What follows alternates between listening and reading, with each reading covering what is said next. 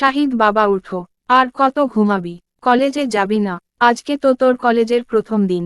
আমি আম্মু তুমি যাও, আমি ফ্রেশ হয়ে আসতেছি। ঘুম ঘুম চোখে। এবার পরিচয় দেই, আমি হলাম শাহিদ হাসান শাহী। এবার অনার্স ফার্স্ট ইয়ারে, বাবা মায়ের দ্বিতীয় সন্তান। আমার বড় ভাই আছে, নাম হচ্ছে সাইম আহমেদ। আমার বাবা হলেন এদেশের টপ বিজনেসম্যানদের একজন। বাবা আর ভাইয়া মিলে আমাদের বিজনেস দেখাশোনা করেন। আর একটু আগে যিনি আমার ঘুম ভাঙানো তিনি হলেন আমার কলিজার টুকরা আম্মু এবং বেস্ট ফ্রেন্ড। ফ্রেশ হয়ে নাস্তা করতে গেলাম। খাবার টেবিলে বসতেই আম্মু এসে খাবার বেড়ে দিল। আমি আম্মুকে জিজ্ঞাসা করলাম, আম্মু ভাইয়া আর আব্বুকে তো দেখতেছি না। আম্মু তোর আব্বু আর ভাইয়া অফিসে গেছে, আজকে নাকি জরুরি মিটিং আছে তাই সকালে গেছে। আমি নাস্তা শেষ করে আম্মুকে বলে কলেজে যাওয়ার জন্য বের হলাম। বাসা থেকে বের হয়ে আমার বন্ধু রাফিকে ফোন দিলাম। আমি হ্যালো, কোথায় আছিস? রাফি বাসা থেকে বের হয়েছি। তুই কোথায়? আমি রাস্তায় আছি। রাফি আচ্ছা ওয়েট কর, আমি তাড়াতাড়ি আসিস।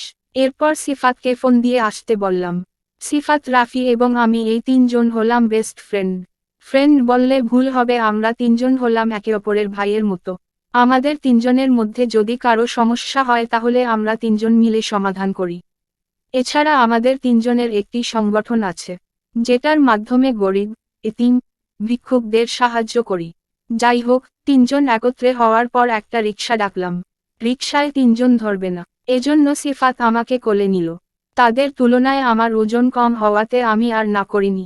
আমাদের বাসা থেকে কলেজ বেশি দূরে নয়, রিকশা করে আসলে আধা ঘন্টা সময়ের মধ্যে আসা যায়। কলেজের গেটের সামনে রিকশা দাঁড় করালো, আমি নামিয়ে ভাড়া দিলাম। কলেজে ঢুকে দেখলাম বেশ ভালোই কলেজ।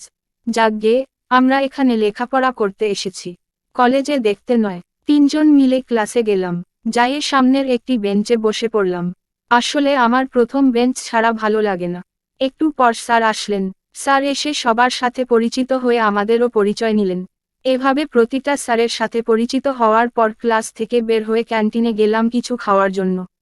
অতঃপর তিনজন কলেজ থেকে বাসায় আসলাম। বাসায় আসার পর